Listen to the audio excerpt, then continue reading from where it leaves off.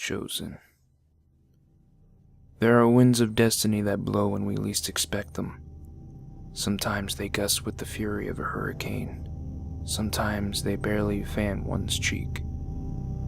But the winds cannot be denied, bringing as they often do a future that is impossible to ignore.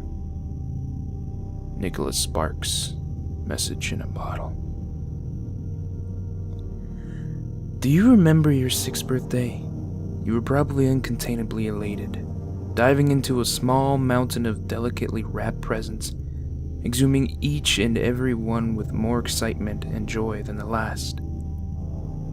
Maybe you remember sitting in a dark room, lit only by faint incandescence of 6 glowing candles, giggling and kicking your feet as your entire family sung to you, before blowing them all out and making your wish. Or perhaps you have fond memories of being chased around the house by a firing squad of party poopers, becoming almost entombed in a cascade of tinsel and confetti, much to your delight. I truly hope that is the case. If it is, I'm happy for you, and I'm glad your early years were filled with happiness. Unfortunately, I remember turning 6 for an entirely different reason.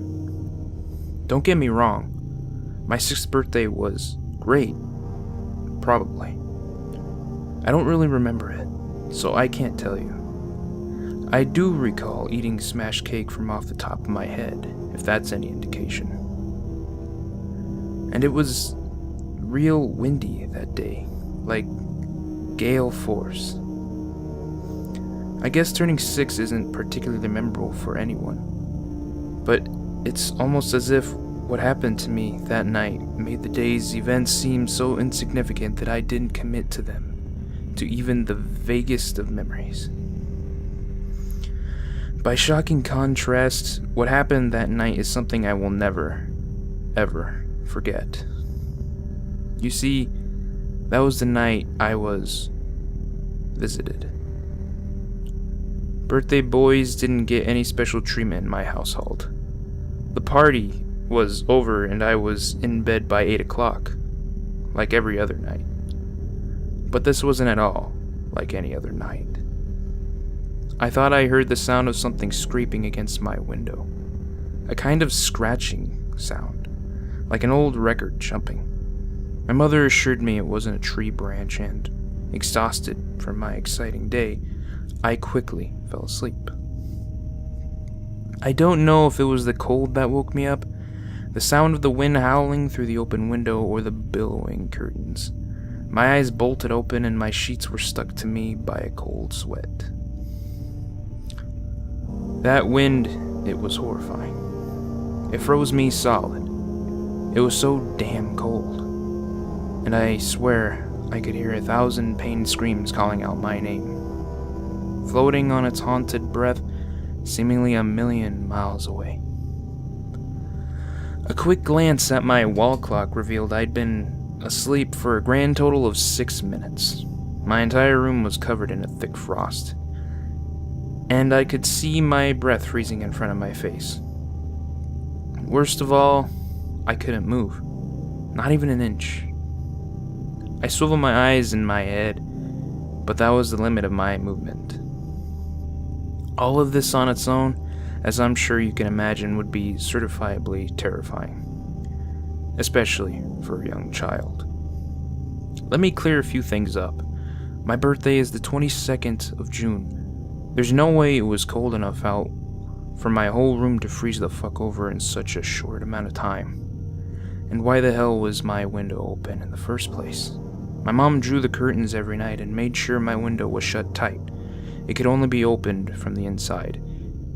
And yet, there it was, open as far as it would go. Nothing made sense, and I was so petrified. I tried screaming, but I couldn't make a sound. I tried shutting my eyes as hard as I could, as if trying to wake up from a bad dream, but this was very, very real. The frost chilling me to the bone was real. The Baltic wind surging in through the impossibly open window, whispering my name. That was real. Whatever was holding me down, whatever was stopping me from calling to my mother, that had to be real. That's when it drifted in through the window. That thing. And believe me, I prayed every night since that he isn't real. The first thing I noticed was his head, or what little of it there was. His skin bore the complexion of something dead and rotten, covered in stripping patches and sickly yellow in color. It was wrinkled, covered in moles like it had once belonged to an old man, perhaps in his 90s. The skin around his eyes was completely absent, as if it had been gruesomely clawed and ripped away, revealing the yellowed bone. Despite its eyeballs being completely intact, its most disturbing feature, by far, was that its entire lower jaw had been messily ripped off, leaving its dried, black tongue dangling from its mouth. Its head, logically, was then followed by its body, or at least, what I assume was its body.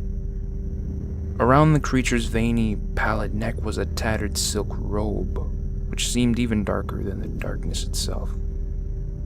It was covered in all sorts of grime, and it even had a few holes in it, through which I could see its desiccated chest. Dark, rotten skin stretched tight over its broken ribs. The robe continued downwards until it became nothing more than shreds, barely dangling from the main body and hanging below them, scraping along my windowsill before messily hitting my floor.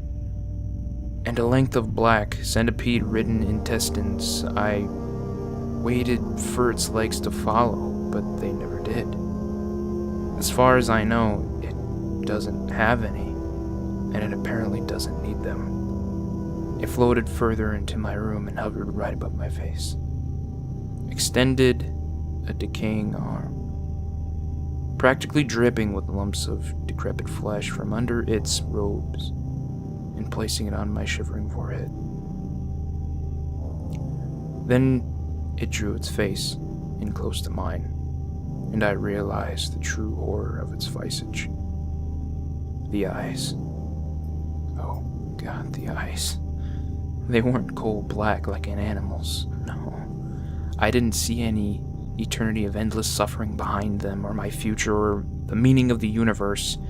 They were just a pair of perfectly normal, grassy green eyes. They seemed fresh and young compared to the rest of its body, at least. Almost like a child's eyes, wet and glistening. That was the most disturbing part. Something so vile, something so rancid and aberrant, and yet it possessed the most beautiful human eyes I've ever seen. Something so wicked shouldn't have eyes like that. It's just wrong. It lowered itself to my side, producing another arm. This one split directly down the middle of it. Had been sawed in half. Placed one bony, feculent, and hand in either side of my ear. Then it started whispering in angry, cursing tones, but as gently and as subtly as a gust of wind on a summer's day. Even without a jaw, it could speak.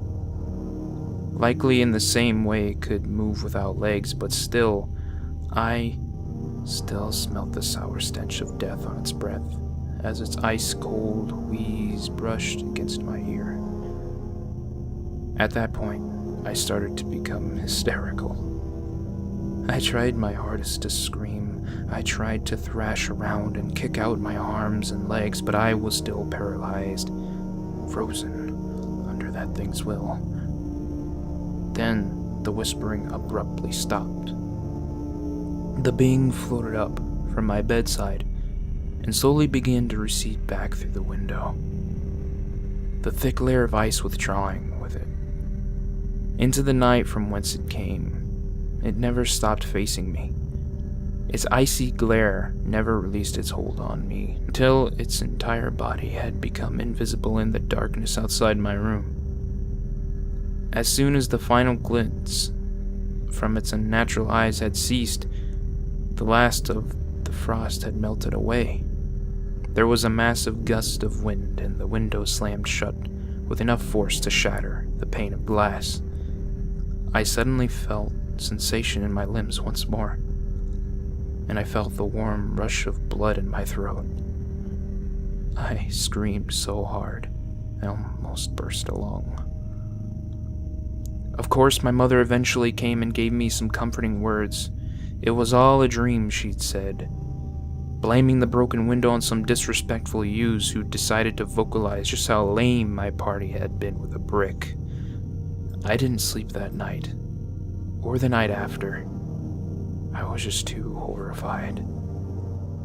I thought that every time I slept, that thing would visit me, and I dreaded falling asleep more than anything.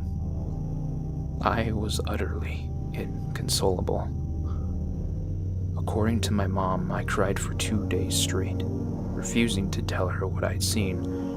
Really fucking horrifying stuff. Anyway, that was 12 years ago now. I eventually recovered, but I never truly forgot what happened that night. Despite never seeing the apparition again, I've been to several doctors and they've all given me the same diagnosis: sleep paralysis. It's not uncommon to visualize terrifying images while in this state, they told me. For a while, I actually believed that it had all been some vivid hallucination, but I know that's not true. I was also completely unable to recall what the specter had whispered to me that night.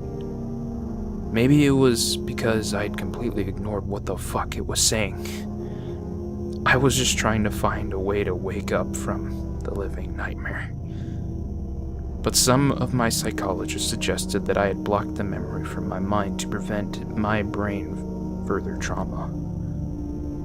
I even tried being hypnotized to see if I could coax it out of the recess of my subconscious. But it was all fruitless in the end. That's the end of the story, more or less. I'm sorry it doesn't have a more satisfying conclusion like the thing scratching my throat out and drinking my blood or dragging me into the depths of hell. This is something that has seriously affected my life, and I hope you can appreciate that. It is something that, to me, at least, is chilling to the very soul. There's one thing, however, that I must add. Admittedly, it's the reason I took to writing this all up in the first place. I just can't get it out of my head. When I woke up this morning, this chant, I guess, was ringing in my head, reverberating in my mind.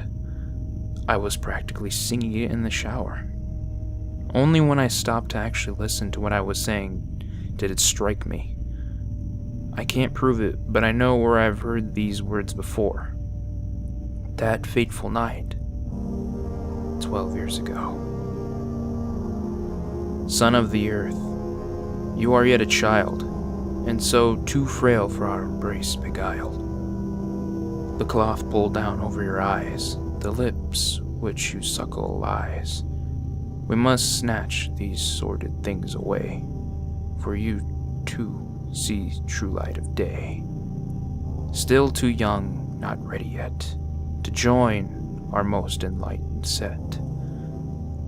But when, dear boy, you are a man, and need no longer of your mother, we will come for you, my clan, and at long last shall call you brother. I turned 18 this morning, and all day, I swear, I've heard my name floating in the wind. Closer now, and angrier.